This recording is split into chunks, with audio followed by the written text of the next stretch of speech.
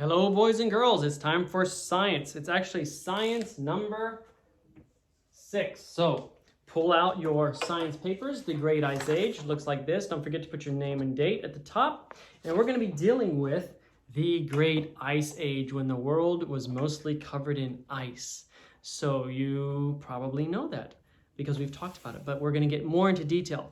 So let's begin. Open up to page number 25, chapter 25. Chapter 5, page 25. The Great Ice Age, the age of the woolly mammoths. How many of you remember what a woolly mammoth looks like? Those are like the big elephant type creatures that have the long hair and big tusks, a woolly mammoth. Let's begin reading. What caused the Ice Age and when did it occur? Many areas of the earth show evidence of a great ice age, a time when much of the earth was covered with snow and glaciers. Now, we're going to learn what glaciers are later. Now, notice it says much of the earth, not the entire earth, okay? So we're going to deal with that. Now, you've also noticed because of the way the earth is shaped and the way it's angled, that it would be almost impossible for the entire world to be covered in ice because of the proximity of the earth to the sun as it orbits or revolves around the sun. Remember? Now, if you need to, go back to your previous page or in science or in geography where you studied that, and you can see. That's how we have, remember, that's how we have seasons. So we have to see it at how all this works out. But it was impossible for the entire earth to be covered with snow. Now, certain parts were more covered with ice and snow than other parts, but never was the entire earth covered with ice and snow. All right? Many areas of the earth show evidence of that.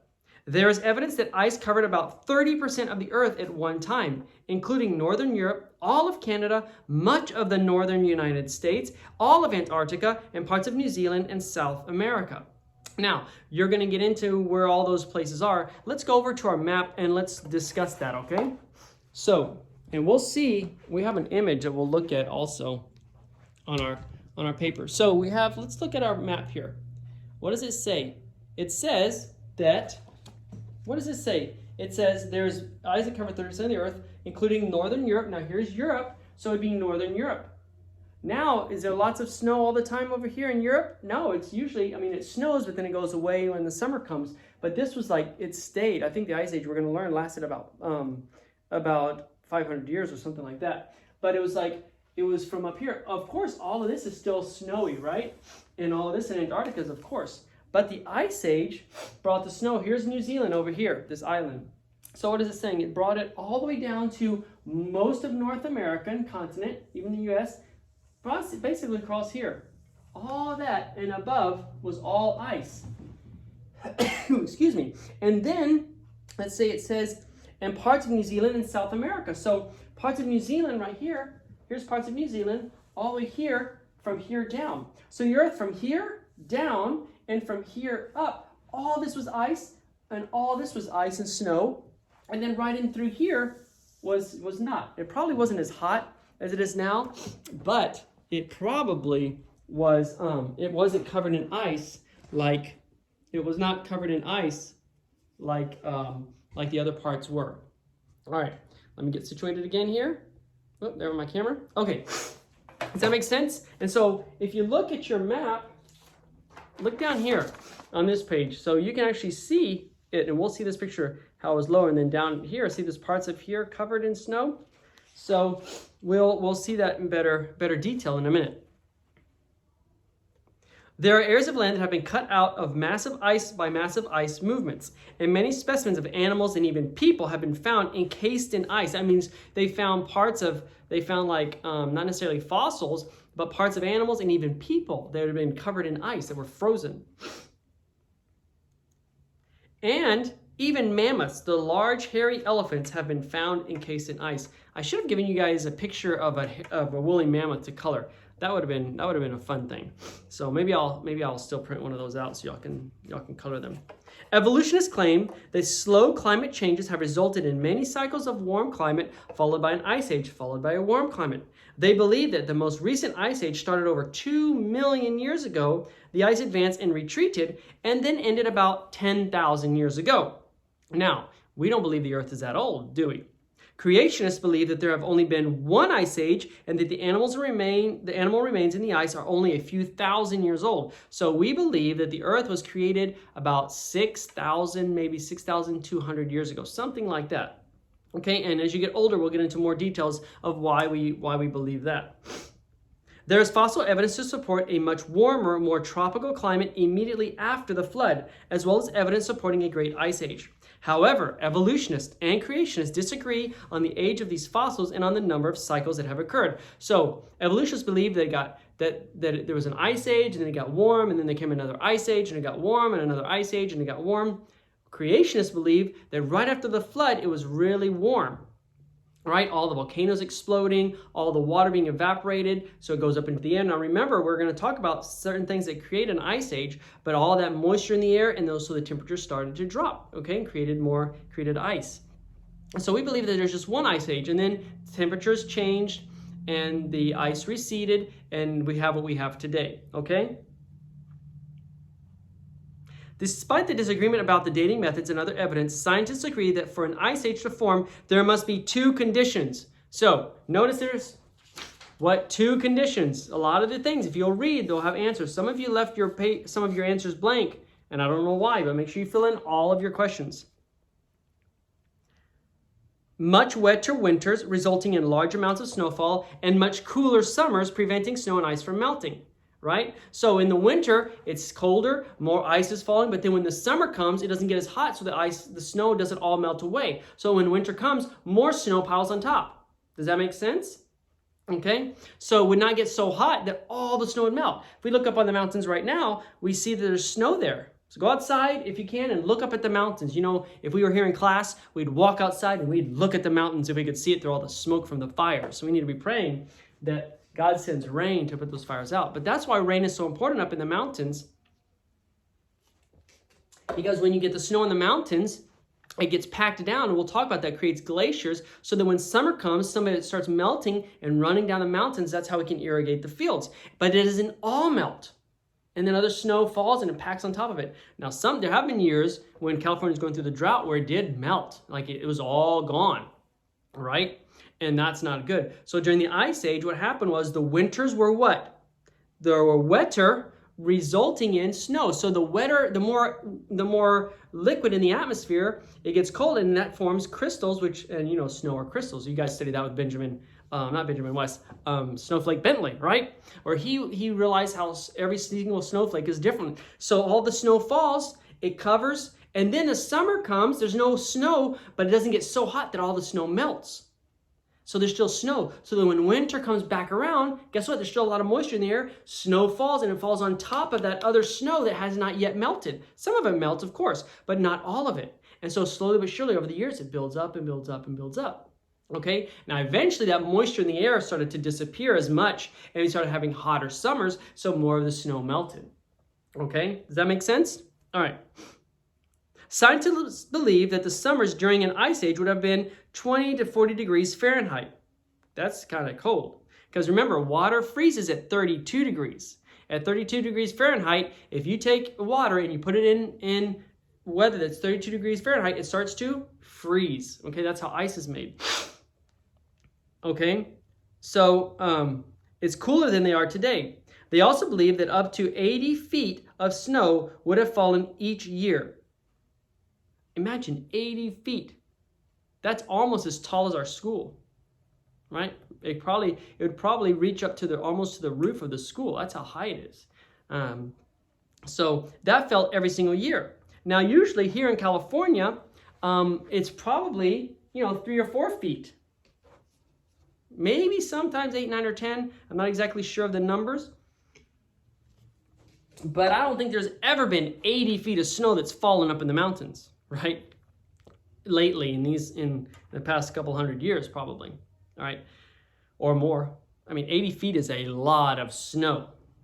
But that means at a rate of 40,000 feet of snow, at that rate, 40,000 feet of snow could, let's go to the next page, page 26, could have fallen in less than 500 years. That means within 500 years, 40,000 feet of snow could have fallen. I wonder how high the Empire State Building is. An airplane flies at around 32,000 feet. So if that much snow fell, imagine 40,000 feet of snow. That'd be snow higher than what airplanes fly. Is that a lot of snow, or is that a lot of snow? But that's over 500 years. Now, it didn't just 400,000 feet of snow stack up, because remember, every year some of the snow melted, but more snow would fall on top of it, okay? So it's not like the 40,000 feet stacked up, but that did create a lot of snow. All right, now look at your image there. You can see it better here than on your paper. So notice, boys and girls, notice how much, all the white is snow. Notice how much of the land is covered in snow. Even down here, we have just a little bit. See, not too much, but a little bit. And of course, Antarctica's down here, and it is covered for sure with snow. And it's still covered in snow and ice.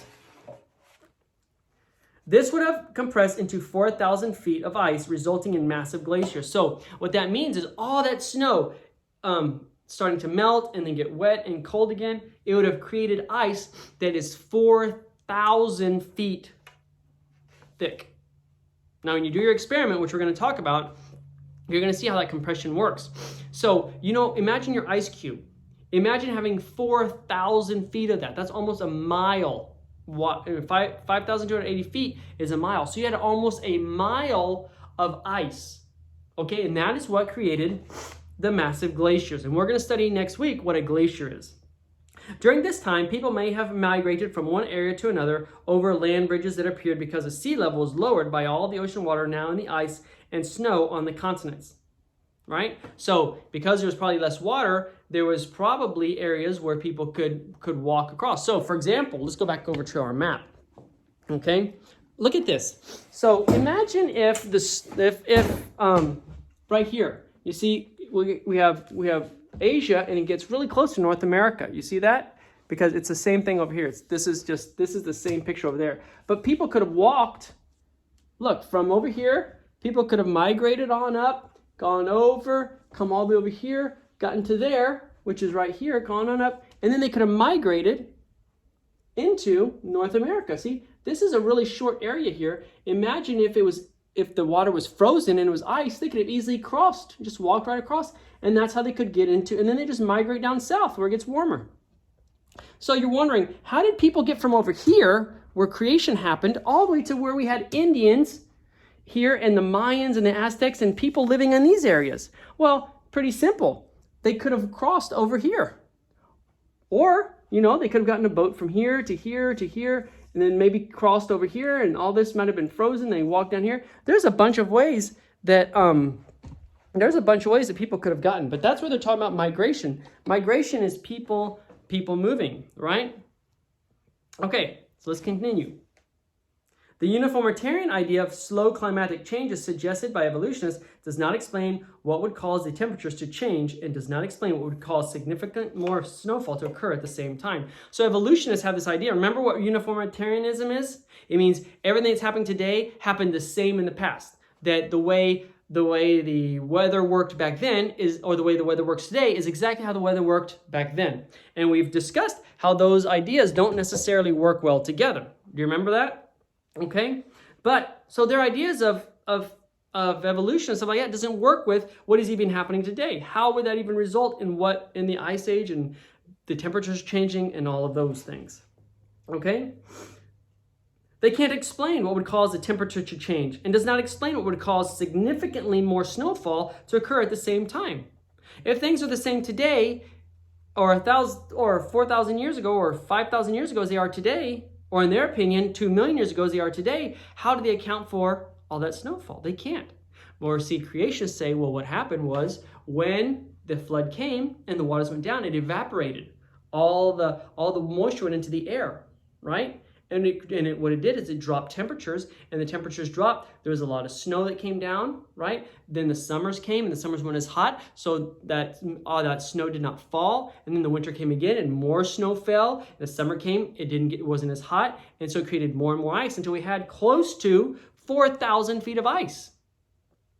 Okay, does that make sense? So creationists kind of have, even though they weren't there, they can theorize and have ideas of how these things happen.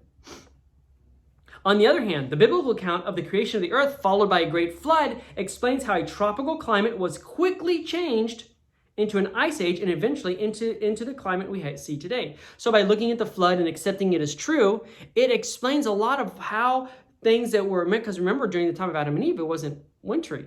They didn't even have rain during the times of Adam and Eve. Remember, it said that God watered the grass and all the trees with a mist every morning? They didn't have rain.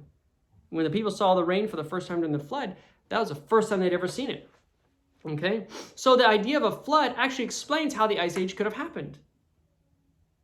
Prior to the flood, the weather on the earth was much more uniform and warmer than today. During the flood, the ocean waters were warmed by all the volcanic activity. After the flood, conditions were just right for an ice age. So notice, all the volcanoes were exploding all over the place, probably because everything was moving and shifting and turning, and the waters of the deep were crashing up through the ground, like the Bible says. All this lava flows into the water. It probably warmed up a lot of the water, and the earth was already kind of warm. All right?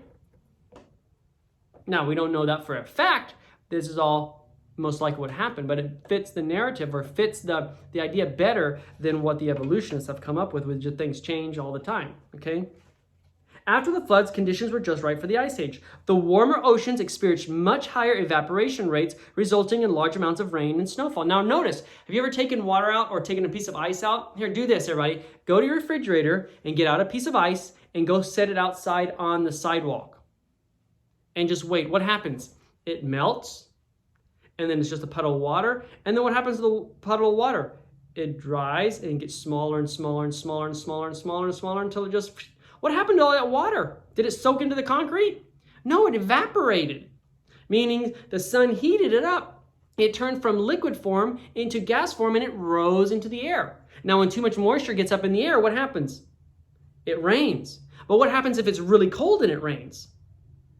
The water turns into crystals, which is snow, and that falls, right? So, because of all the extra evaporation, remember the water started going down. What does that mean, going down? Did all that water just get sucked into the ground? Well, no, a lot of it evaporated up into the sky, which created all the rain. Okay? During the flood, there were massive volcanic eruptions, and volcanic activity continued after the flood, spewing into the air, spewing ash. And we see ash floating around now. The other day, I was sitting outside at Starbucks with somebody, and this little piece of gray ash floated and landed right on his head. And then it blew away. Ash is those pieces of like dust stuff that comes up off of fires, right? And we see those floating around in California right now. So there was a lot of ash in the air. Imagine what we see here, but being like 1,000 times worse, because you got tons of volcanoes all over the world going off, right? Fires everywhere probably also, because all the lava catches things on fire, and then the water comes and puts out the fire, and all this ash and smoke goes up into the sky.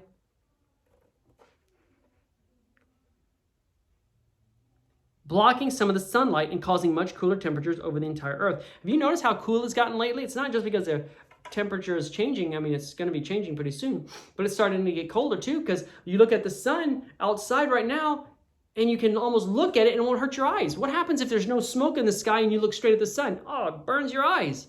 But now the ash, the smoke, because of all the fires, it's actually cooling down a little bit here in California, because the sun's not hitting as hard because it's blocked out by all the smoke and the ash. So, but imagine that in Noah's time at a much greater level, because all the volcanoes in the world were going off. Everything, there's ash all over the place.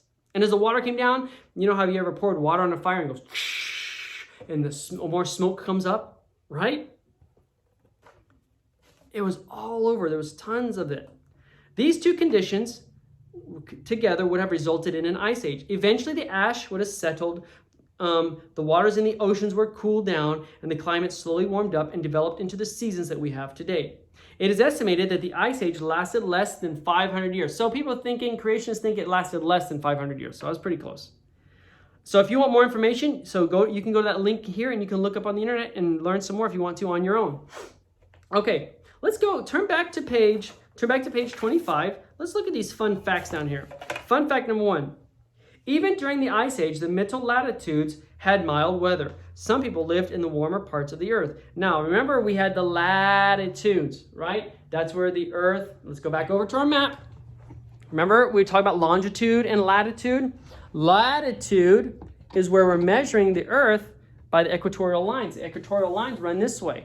So we have the equatorial lines, and then we have the meridian lines, okay? So in this area here, in this latitude, they lived in the warmer climates. Remember, from here up was ice, from here down was ice. So people probably lived where? In these warmer areas. I mean, would you rather live in the cold area or the warm area?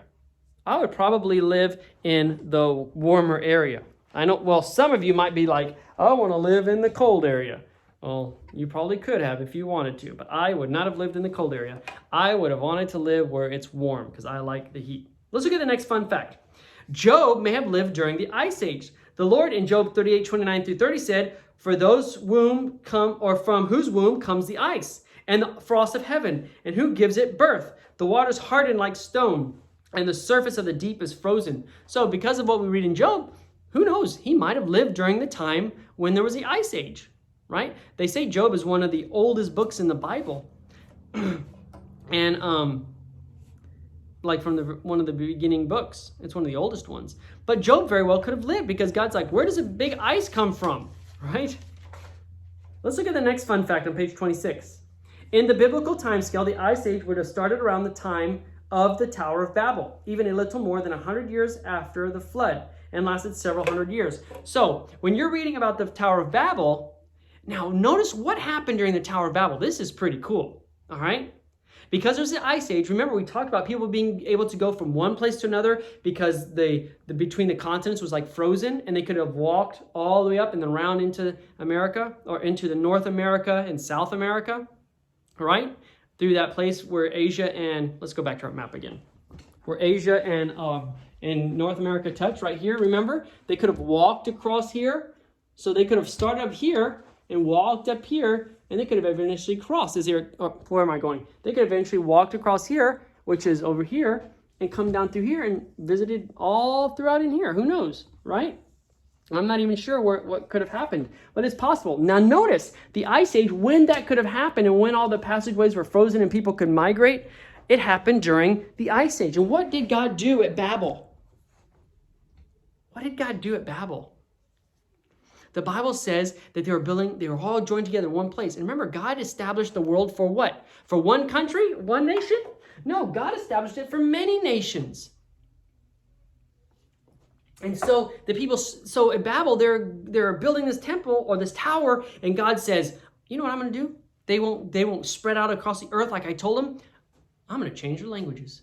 And all of a sudden, God changed all their languages. And what does the Bible say? It says people left. It was a perfect time for people to spread throughout the earth. That's when people ended up going into North America and South America and in parts of Africa and parts of Asia or China and Europe, and probably even made it across. Let's look at Australia. Imagine if the Ice Age, and of course we have to take into account that, remember, let me pull out our old paper from last week. In our old page from last week. Because we also have to remember too, boys and girls, that remember how the earth was in the beginning? I mean, now of course this is not exact. This is their idea of how it happened. And then after the flood, this is kind of what it was like. Now remember, a lot of this was probably frozen, so they could probably move all through here. And then as the continents continued to move, notice people were spread out. So here, this right here was right after this, was after the flood, the Ice Age happened, they could have spread out. And look where it would have taken them, all over the place. Okay? Now, is this exactly how it looked? Probably not. There's probably some differences. But that's an estimation and a guess of how it could have happened, okay? So what we're saying is during the time of Babel, it was a perfect time for God to spread the people out. It's pretty awesome how that happened, okay? So it probably started around the time of Babel, is what creationists are guessing, and ended a few 100 years after, a little bit more than 100 years after the flood, and it lasted several hundred years. Okay, let's go to Ice Age ideas right here, okay? There are several evolutionary ideas that try to explain how ice ages happen. One idea is based on the current idea that increased carbon dioxide could lead to global warming, so decreased carbon dioxide in the atmosphere could lead to global cooling. However, there is no known mechanism for decreasing the carbon dioxide in the atmosphere, and even if there was, this was likely only to lower the temperature by a few degrees, not enough for an ice age. Other scientists claim that the increased temperatures from the global warming will affect the flow of warm water in North America, causing northern Europe to become colder and possibly triggering a future ice age. However, this flow has decreased by 30% in the past 50 years, and this has caused no noticeable change in the Earth's climate. Because you hear all the time about global warming and climate change. They keep saying, if we don't do something, everything's going to be a winter again, okay? Now, man is called to take care of the Earth, but we don't need to live in fear, do we? Okay, we trust God, all right? And God's going to keep our Earth safe. Another idea is called the astronomical theory. The Earth's orbit around the sun is an ellipsis or a slightly flattened circle. The shape of the Earth's orbit varies slightly over time. This changes the amount of sunlight falling on the Earth. However, the amount of sunlight changes only by 0.17% or 0.17% at the most, so this cannot account for the changes needed to bring on an ice age. Because what people are saying is like, if we don't go green, if we don't cut out all this carbon dioxide, if we don't do this and do this, then our future children are going to have there's ice is going to cover and we're all going to die of starvation. But all the evidence that we have shows that that's not necessarily happening. Okay. Now, certain people have different ideas on this, and if your family believes something different, then you need to discuss with your family and see what your mom and dad says. Although the decrease in sunlight might make a difference on 1 or 2 degrees, it could not make the required difference of 20 to 40 degrees needed to bring on an ice age. Remember, we need to change a temperature from being in the 80s and 90s and 100s, which we have now, down to the 30s and 40s for a long time, okay, in order for that to happen. These ideas account for the changes in temperature and do not explain where the increased moisture and evaporation might come from. The Bible explains why there would have been a greater evaporation after the Genesis flood. Why? Because all the water's lowering. Remember, as the water's lowered and they found dry land, a lot of that water evaporated up into the sky. This means that water from under the ground burst out of the ground. The water under the surface of the earth is often much hotter than the surface water. All you have to do is go to Yellowstone National Park and watch the geysers erupting to see how hot water can shoot out of the ground. Now, here's what he's talking about, a geyser. We're going to talk about geysers. Remember I showed you this water here. Oh, where is it? This water here this is a geyser. See how it's shooting out? It's not cold water. It's hot water. And it probably could burn. We'll find out the temperature of that geyser, but it could probably burn your hand if you were to touch it. It's super hot water. So water coming up out of the ground is what? Hot. Now notice when the Bible says that it says in Genesis 7:11, the fountains of the deep burst forth. All this water from under the ground came up. Was it cold water or hot water? It was hot water. So what it did is it warmed the oceans, made the oceans even hotter, which created evaporation even more. Okay? Now there's things like that we need to remember. That kind of stuff is not happening today. This is hot water mixing with the rainwater would have greatly increased the temperatures of the oceans, thus allowing for greater evaporation rates than we see today. So we're saying what creationists believe is that right after the time of the flood, there was a bunch of different things happening in the weather than we see today. That is not exact, then was not just like it is today. Things have changed during that time. Okay? The water would have condensed to snow and ice over the cooler continents. Since the summers were cooler, the snow didn't melt and the ice sheets continued to grow. Okay? Now, if you want to, you can look at the thing down below, but what I did is I created this here. So this is during the Ice Age. So we're going to write, here we have the answers. Prior to the flood, what was the weather like on Earth? Prior means before. What happened to the ocean waters during the flood? How long do scientists think that the Ice Age lasted? Now, this is not evolutionist, this is creationist, okay? Now, here we're going to put how much of the Earth was covered by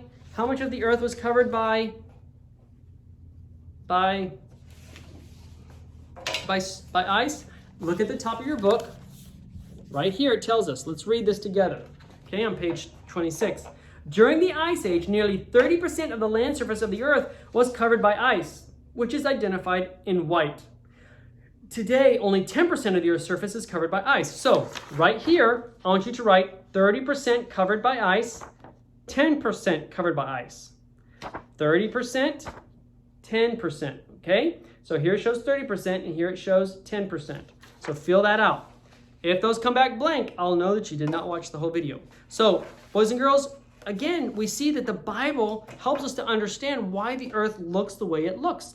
Understanding that things happened differently than they do now, okay? And so we'll do this week. Next week, we're actually going to go into depth about what glaciers are. And that's going to be a very interesting conversation. All right, so get these done, and we'll see you next week at Science. Bye, boys and girls.